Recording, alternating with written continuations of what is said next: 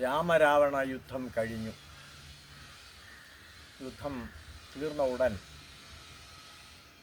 ശ്രീരാമൻ്റെ മുമ്പിൽ ഒരു നിർദ്ദേശം വന്നു. വിഭീഷണൻ്റേതാണ്. ലങ്ക അങ്ങ് ഏറ്റെടുത്ത് ഭരണം നടത്തണം.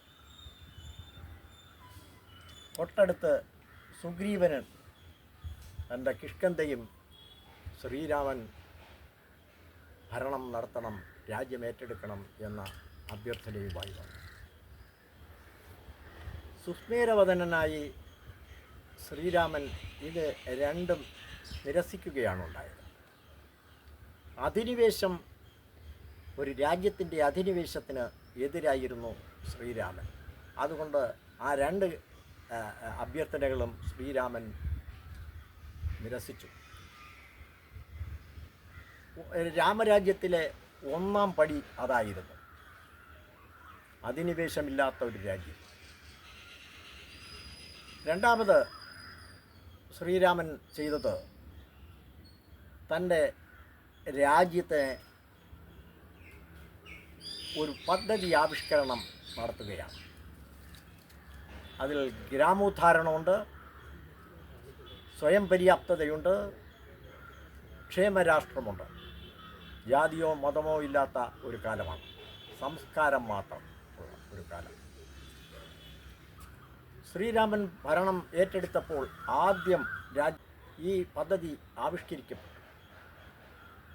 ഈ പദ്ധതി ആവിഷ്കരിച്ചതിൻ്റെ ഭാഗമായിട്ട് 2 പുതിയ നദികൾ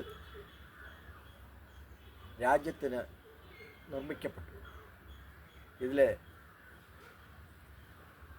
സുഭിക്ഷമായി മഴ മൂലം വെള്ളം വരുമ്പോൾ അത് ശേഖരിച്ച് നിർത്തുവാനുള്ള സംഭരണികളും നിർമ്മിക്കപ്പെട്ടു. അഭിപ്രായങ്ങൾ ഇതെല്ലാം ശ്രീരാമൻ ആലോചിച്ചത് സഹോദരന്മാരുമായിട്ടല്ല, രാജ്യത്തിൻ്റെ സഭയുമായിട്ടാണ്.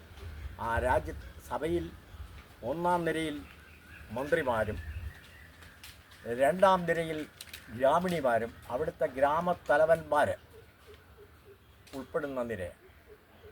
3-ാമത്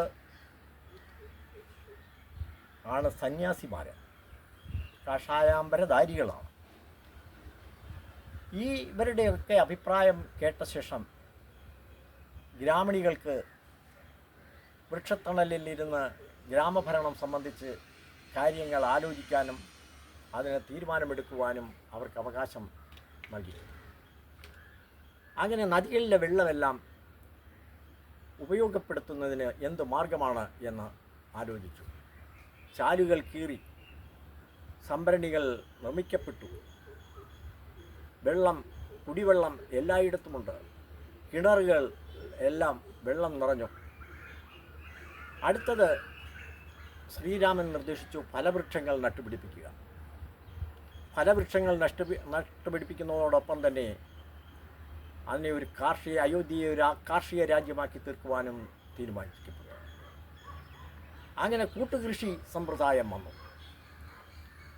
ഈ അയോധ്യയിലുണ്ടായ കൂട്ടുകൃഷി സമ്പ്രദായം പിൽക്കാലത്ത് ഭാരതത്തിലുടനീളം പ്രചരിക്കപ്പെട്ടു. ഭാരതത്തിൽ മാത്രമല്ല, അത് പിൽക്കാലത്ത് കാറൽ മാർക്സിൻ്റെ പ്രശംസ പോലും പിടിച്ചു വയ്ക്കുകയുണ്ടായി. ഇങ്ങനെയുള്ള ഒരു പദ്ധതിയുടെ ആവിഷ്കാരം നടത്തിയതിനു ശേഷം ഈ കാർഷിക വിളവുകൾ സുഭിക്ഷമായി, എല്ലാവർക്കും സുഭിക്ഷമായി ജീവിക്കുന്നതിനുള്ള വിളവുകളും ഉൽപ്പന്നങ്ങളും ഉണ്ടായി. ഇവ വിനിയോഗിക്കപ്പെട്ടു. ഇവ അധികമായിട്ടുള്ളത് വ്യാപാരത്തിന് ഉപയോഗിച്ചു. അങ്ങനെ കാർഷിക രാജ്യമായും അയോധ്യ ഒരു വ്യാപാര സംബന്ധമായ രാജ്യമായിട്ടും അറിയപ്പെട്ടു. ഇങ്ങനെയുള്ള ഈ രാജ്യത്തിൻ്റെ സമ്പൽ സമൃദ്ധിയിൽ എല്ലാ ജനങ്ങളും സന്തോഷിച്ചു. ജനങ്ങൾ മുഴുവനും ശ്രീരാമനെ പാടിപ്പുകഴ്ത്തി. ശ്രീരാമൻ്റെ കാലത്ത് അന്ന് അധർമ്മങ്ങൾക്ക് സ്ഥാനമില്ല, കള്ളമില്ല, ചതിയില്ല, വഞ്ചനയില്ല. കള്ളവുമില്ല, ചതിയുമില്ല, വഞ്ചനയുമില്ല. എവിടെ നോക്കിയാലും അവിടെ എല്ലാം പൂത്ത മരങ്ങൾ മാത്രം. ഈ വാൽമീകി രാമായണത്തിലെ ശ്രീരാമൻ്റെ രാജ്യത്തെ പ്രശംസിച്ച് പറഞ്ഞിട്ടുള്ളതാണ് പിൽക്കാലത്ത് ചങ്ങമ്പുഴ എവിടെ തിരിഞ്ഞൊന്ന് നോക്കിയാലും അവിടെല്ലാം പൂത്ത മരങ്ങൾ കാണാം പാടിയത്. അതുപോലെ തന്നെ ശ്രീരാമൻ്റെ കാലത്തുണ്ടായിരുന്ന ആ ജനങ്ങളുടെ സന്തോഷവും സംതൃപ്തിയും ക്ഷേമരാഷ്ട്രത്തിൻ്റെ വളർച്ചയും കണ്ടിട്ട് പിൽക്കാലത്ത് ശൈവ വൈഷ്ണവ സംഘടനകളുടെ ഭാഗമായി കേരളത്തിൽ ഒരു മഹാരാജാവുണ്ടായിരുന്നു എന്നും ആ മഹാരാജാവിനെ വിഷ്ണു ചവിട്ടിത്താഴ്ത്തിയതാണ് എന്നും പ്രചരിപ്പിക്കപ്പെട്ടു. ഈ വാൽമീകി രാമായണത്തിൽ നിന്നും ഉൾക്കൊണ്ടിട്ടുള്ള ആ ഒരു ക്ഷേമ രാഷ്ട്രം ഇത് മഹാത്മാഗാന്ധിയുടെ ഉദ്ബോധനങ്ങളിലും അദ്ദേഹം അവതരിപ്പിച്ചിട്ടുള്ള കാര്യങ്ങളിലും ശ്രദ്ധിക്കപ്പെട്ടാണ് പിൽക്കാലത്ത് റഷ്യയിൽ പഞ്ചവത്സര പദ്ധതികൾ നടപ്പാക്കിയത്. അതിനെ പകർത്തിയാണ് ഭാരതത്തിന് സ്വാതന്ത്ര്യമുണ്ടായപ്പോൾ പഞ്ചവത്സര പദ്ധതികൾ ആവിഷ്കരിക്കപ്പെട്ടത്. നദികളും അണകളും കൊണ്ടാണ് ആദ്യമായി പഞ്ചവത്സര പദ്ധതി നമ്മൾ നടപ്പാക്കിയത്.